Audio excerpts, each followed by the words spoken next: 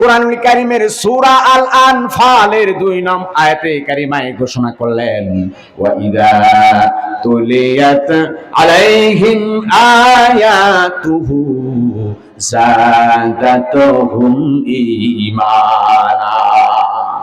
আল্লাহ রাব্বুল আলামিন ডেকে বলেন, বান্দারা, সত্যিকারের ঈমানদার মুমিন মুসলমান হলো তারাই যাদের সামনে আল্লাহর কোরআন থেকে যখন তেলাওয়াত করা হয়, এই কোরআন কারীমের তেলাওয়াত শুনে সাচ্চা ঈমানদার মুমিন মুসলমানের ঈমানের পাওয়ারটা আমার আল্লাহ রাব্বুল আলামিন কোরআনের বদৌলতে বাড়ায় দেন। ঈমানের পাওয়ারটা বাড়িয়ে দেন কে? আরো জবান খুলে বলেন কে? আমার ভাইয়েরা, বন্ধুরা আমার, শুধু তাই নয়, এই কোরআন বান্দাদের জন্য রহমত। এই কোরআন বান্দাদের ঈমান বেড়ে যাওয়ার উপলক্ষ আমার আল্লাহ রাব্বুল আলামিন কোরআনে কারিমে ডেকে বললেন, ওয়ানুনাজ্জিলু মিনাল কুরআনি মা হুয়া শিফাউ ওয়া রাহমাতুল লিল মুমিনিন। আল্লাহ রাব্বুল আলামিন ডেকে বলেন, নবী হে, আমি কোরআন আপনার উপর নাজিল করেছি মা হুয়া শিফা, যেই কোরআনের ভেতরে আমি আল্লাহ রাব্বুল আলামিন রোগ মুক্তির উপলক্ষ রেখে দিয়েছি, যেটা আরোগ্যের মাধ্যম, ওয়া রাহমাতুল লিল মুমিনিন, এবং সমগ্র মুমিনদের জন্য আমি আল্লাহ রাব্বুল আলামিন এই কোরআনকে রহমত স্বরূপ নাজিল করলাম। কোরআনটা হলো রহমত এবং শিফা, ঈমান বাড়ার উপলক্ষ।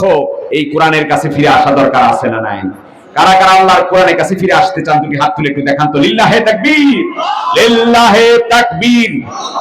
আল কোরআনের আলো, আল হাদিসের আলো, লিল্লাহে তাকবীর। আমার ভাইরা, এই কোরআন শুনলে লাভ না ক্ষতি? জবান খুলে বলে লাভ না ক্ষতি?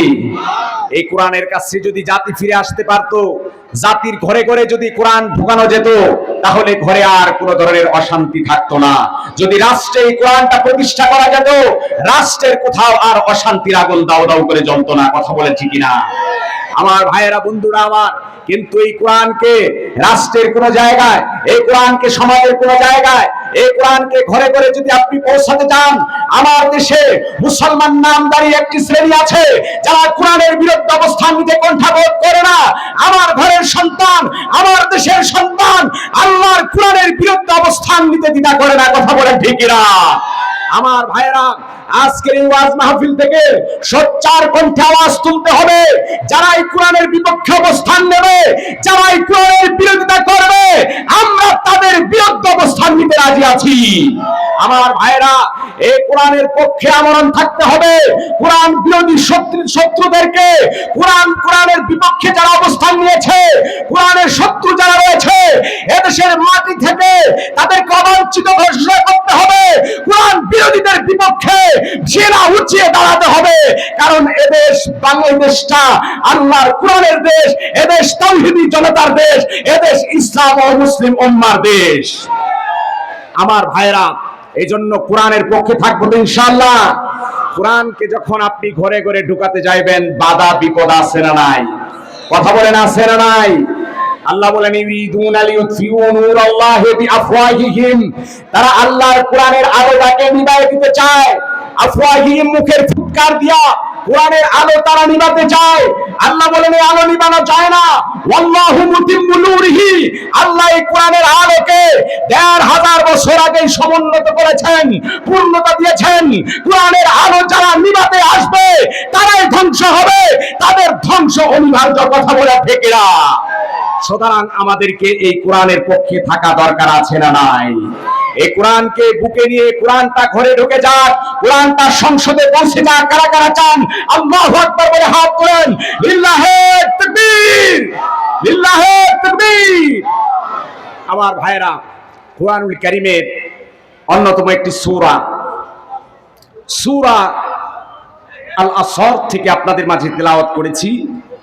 কোরআনুল কারীমের ১১৪টি সূরার ভেতর থেকে ১০৪ নম্বর সূরা আপনাদের মাঝে পাঠ করেছি। রাসূলুল্লাহ সাল্লাল্লাহু আলাইহি ওয়াসাল্লামের মুখনিসৃত অসংখ্য গণিত হাদিস থেকে ছোট্ট একটা হাদিস আপনাদের মাঝে পাঠ করেছি। এই আয়াত আর হাদিসের মাঝে সমন্বয় রেখে সংক্ষিপ্ত আকারে কিছু কথা বলবার চেষ্টা করব।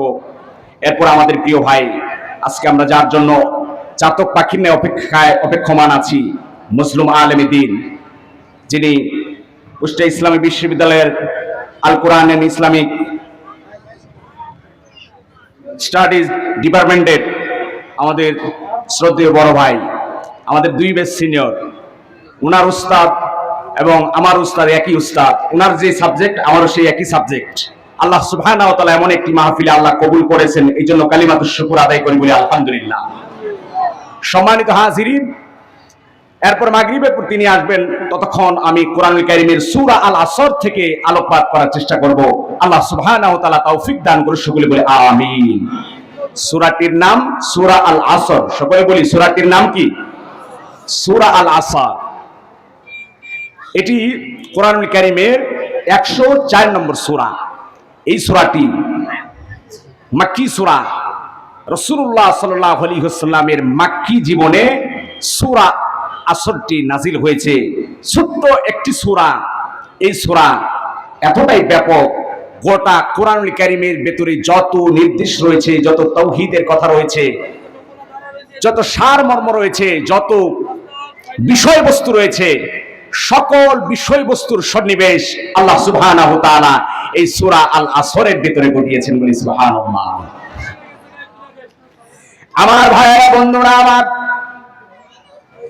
আল্লাহর নবীর প্যারা সাহাবী হযরতে আব্দুল্লাহ সাকাফি রাদিয়াল্লাহু তাআলা আনহু বর্ণনা করেন, আমাদের ভেতরে যখন 2 জন সাহাবী পরস্পরে একত্রিত হতাম, 2 জন সাহাবী যখন এক জায়গায় বসে যেতাম, আমরা পরস্পরে গল্প গুজবে লিপ্ত হলে একজন আরেকজনকে সূরা আল আসর না শোনায়া মজলিস থেকে উঠতাম না। যখনই আমরা বাড়িতে যেতাম, আমার সাথীকে বলতাম, সাথী ভাই, আমাকে কোরআনুল কারীমের সূরা আল আসরটা শুনিয়ে দাও, আমিও তোমাকে সূরা আল আসর শোনায় দেব।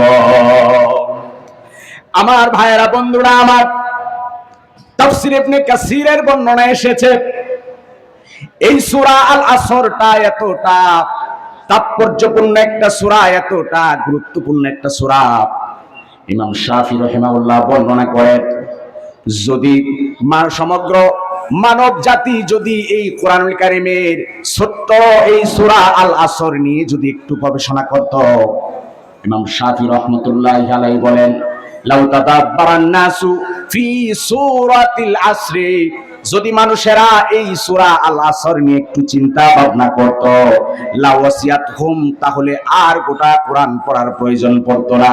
আল্লাহ রাব্বুল আলামিনের এই ছোট্ট সূরাতুল আসরটাই সমগ্র মানব জাতির জন্য হেদায়েতের জরিয়া হয়ে যেত।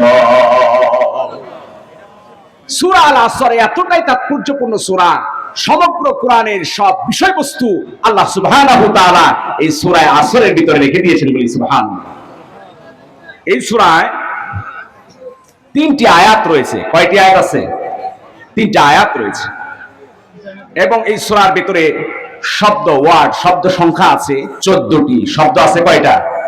14টা। এবং এই সূরার ভিতরে যে হরফ আছে, যে বর্ণ আছে 70টা।